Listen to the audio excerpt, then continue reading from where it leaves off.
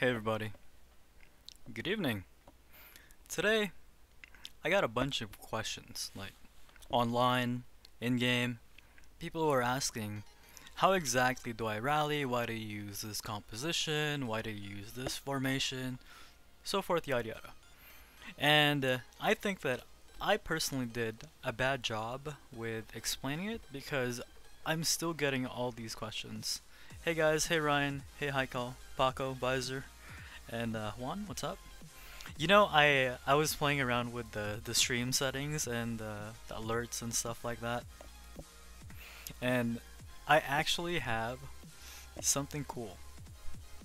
Excuse me. Look at this. I was playing around with it, and honestly, I think this will be super hilarious when it if it actually keeps happening. Well, look at this. Watch, watch.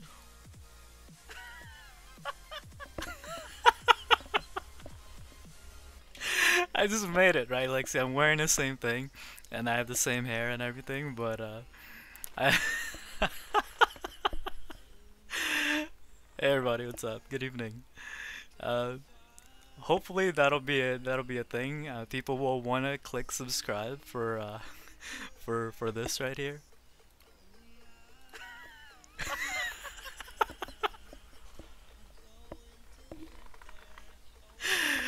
It's pretty entertaining. I don't know. I'm laughing at it, so maybe you guys will like it too. But I thought it was pretty cool, and I recently just like learned all these little things that you can have, and it's pretty cool. Like all the resources that they have. So hope you guys hope you guys enjoy whenever someone subscribes. It'll be pretty cool. It'll be pretty cool. Let me lower the music. What the heck? It actually went up. Why is it louder than? Okay, come on, come on. All right, I think that's the best that I can set it at. Wow, nice.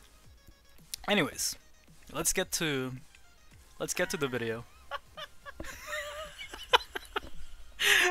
That's. I'm sorry. I don't know. I think my own laugh is contagious. So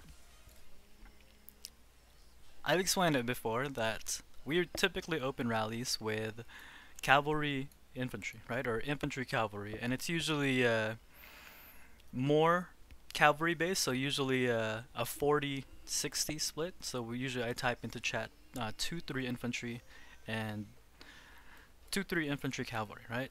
So one of the perfect examples for this is actually one of the other videos that I have set up, and these are the reports for it. These are the reports for the 623, 645, whatever million might player this was. And so, as you'll see here, some people kind of screwed up and sent the range here, but they weren't supposed to. But I asked for 2-3 infantry cavalry split because that's what we open up with, right? Luckily, in this case, this guy was AFK and we could keep bashing on him, but we found out two things about this. One is that he was AFK, and two, his formation, right? So we needed to switch it up because I'm not going to keep hitting infantry cavalry into a cavalry front line. So you ask me, what do you do? Well, what do you do when you hit with what do you do when you have to hit a cavalry front line? Because this guy's gonna keep getting reinforced with cavalry. So what you do is you switch it up, right? You have to destroy his front line first, and that is why the next hit was hit an infantry wedge. For this hit, I asked for infantry range, right? 2-3 inf range, 2-3 inf range. I don't understand why like people keep messing up right here. It's also my fault that I don't pay attention enough that of course it's Mo. Of course it's Mo. That screwed up, right? Ah, Mo. Bell, calling you out on this too, alright? So Mo and Bell, two of our best fighters, are actually two that slipped. It's alright though, you know. It is what it is. At least they joined the rally, right? But I asked for infantry wedge because actually it's better if you guys watch it yourself, right? Because these battle replays actually hold a lot of truth, right? So the reason why it's infantry wedge is so that the infantry tanks, and the reason why the infantry has to tank is because the majority of this guy's troop composition is ranged, right? And the reason why it's infantry wedge is so that the range has less space to move, right? So basically they just keep going, and whenever the enemy's front line comes up ahead, which is cavalry, your range will be killing the cavalry. As you can see, my infantry bought enough time for my range to do a massive amount of damage to the cavalry front line. If you guys have any questions of what I'm explaining or why I chose certain scenarios, why I'm choosing like the different heroes, right? It's, to me, I think it's all pretty straightforward, right? Because this is the second rally on a guy with, how many troops did he have here?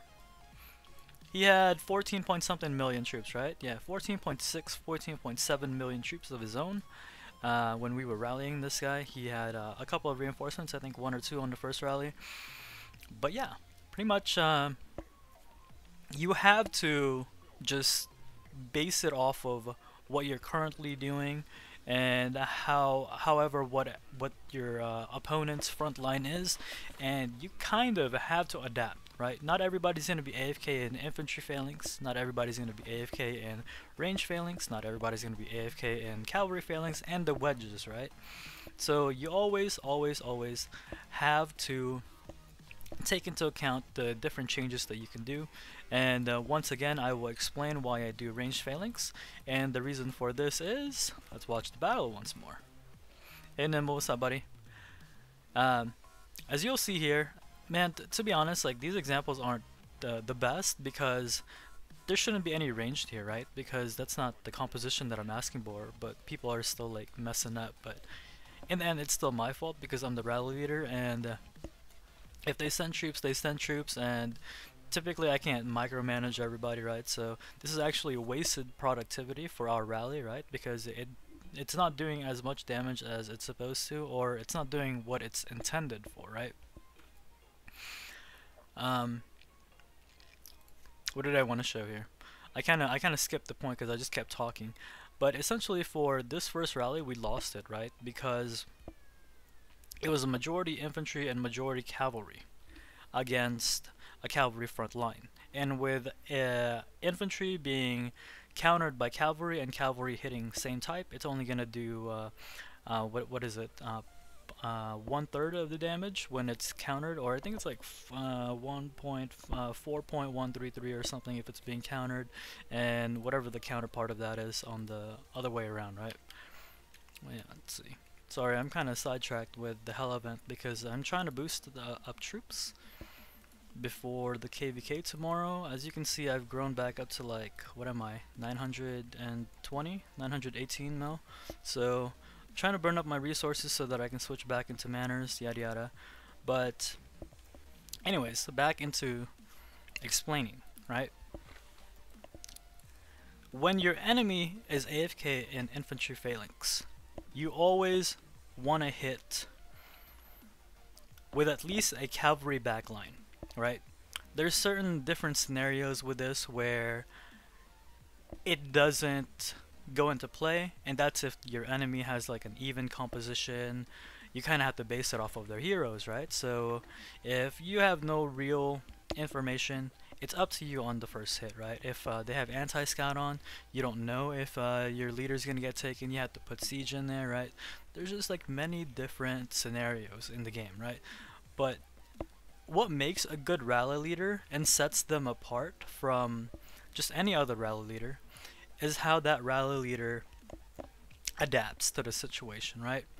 The reason why we have so many zeros in our plate, or on our plate, is because, I'm not gonna lie, I think that I pretty much have it down when it comes to composition, what to counter with, and just like the general gist and the basics of the game. I think it's the basics. A lot of people think it's advanced, but it's pretty straightforward, right? How it is you tank with your front line, and your front line always counters their back line. So if your enemy is heavy ranged, your front line is going to be infantry, right? and your back line is always going to be what counters their front line. If their front line is infantry, it'll be cavalry. If their front line is cavalry, then your front line or your back line is going to be range, right? For the most part in this game, it's either going to be a front line of infantry or a front line of cavalry, right? But there are those cases where your enemy just happens to be AFK in range phalanx, and to be honest, you'd be lucky if you found someone AFK in range phalanx. So how did this one go? Wudi Shaozi. I might have done an explanation about this. Oh, this is actually one of the good ones, right? I don't know if I explained this one. Oh, I did do an explanation video about this one because this isn't one that I streamed. So just a quick overview of this one. We guessed correctly, right? All the scenarios for this one lined up in place, and he was actually AFK in range phalanx, or in infantry phalanx, and we killed off all of his infantry, I believe, in this rally. We did. He didn't have a lot of infantry to begin with, so in the end it didn't matter. It gave us information on what he had as a front line, but it would have been good for us if he had infantry, but he didn't, right? So his actual front line for this was actually cavalry still, because if you're AFK in infantry phalanx, it's always going to be in first, and afterwards you have to go after the cavalry. So we did switch it up for the second rally. You always have to adapt, right? So this guy also had 4 million troops or something, or 14 million troops, and we adapted. I attacked the next rally with a range wedge, and he burned on the second rally, right? So this game is all about adapting. Tashi, you can just molest those who send the wrong types of troops. Oh, you're right. I can just kick them, but to be honest, when I'm in the moment, I kind of just want to make sure that everybody's there. We have enough people. You try to organize like the next rally. You try to get more people to come on so that we can start double rallying and lower our losses, right? Because the zeros of large players is kind of a rarity, right? You haven't really seen me post a zero of a 500 million might player. You haven't seen me post a zero of a 600 million might player, right? Because for the most part, people this large rarely slip up. And when you do see like a zero video, it's of someone that's like 200, 300 mil. That's because these guys probably just got tier 4 recently. They're kind of inexperienced, but a lot of these players have been playing for over a year, right? And they're doing something right, and they've done something right. So it's a special occasion when you do see someone get zeroed. I don't know what else, what more to talk about. So thanks for watching. Sorry, I usually don't read the mails like up front because it's unfair to everybody. There's just gonna be a bunch of mails piled up, but I kind of just clicked on it by impulse. But in essence, I kind of just wanted to better explain that. So I'll say it one more time. You won't really know what your enemy's front line is, right? Unless you're really lucky, unless you guess correctly, right? You don't really know what their front line is. You don't even know if they're online. So there are zeros of billion my players, but those are guys who are just like AFK. They've kind of just were like, well, this game kind of sucks, and they've moved on. They don't even log in anymore, right? So, or people that just had like some kind of in real life situation, but it's very rare. You don't see it every day, and not a lot of people usually slip up, right? But I'll explain it one more time because this is like the hardest concept for people to grasp, and I honestly believe that people should be rallying with 2 troop types, and the only time that you should ever have 3 troop types in a rally is for a fort or a base, right? Because if you only have 2 troop types in a base or a fort, then you'll just get countered, right? And then you'll have to abandon, you don't even have a chance to defend it, so forth, yada yada.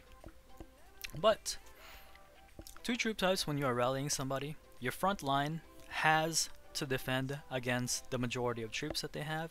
If they have an even split, then you base it off of how many heroes that they have, right? So people typically will have two of one type of hero, two of one type of the other type of hero, and one of the third type of hero. If even they have it like skewed to like 1-3-1, then you already know, right? So you kind of have to adapt to every single information, because what it is you're essentially given information after your first rally. Everyone can rally someone once, right? It's what you do after and how you adapt that makes you a good rally leader. So with that being said, that's pretty much all I wanted to get out of this video today. So I don't know if you guys, we only saw it twice today from real people, but this is what it looks like, and it actually looks pretty cool.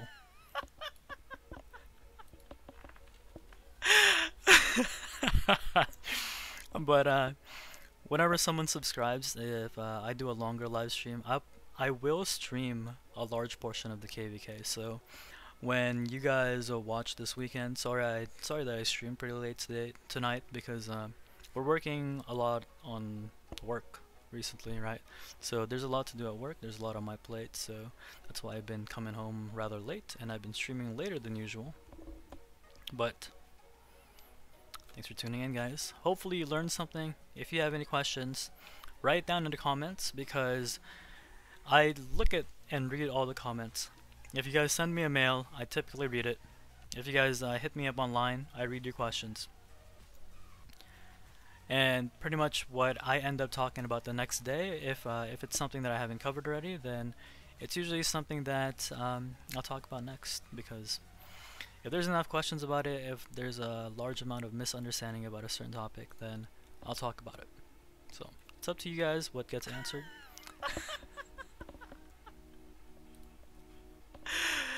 But have a wonderful night, guys. Thanks for watching.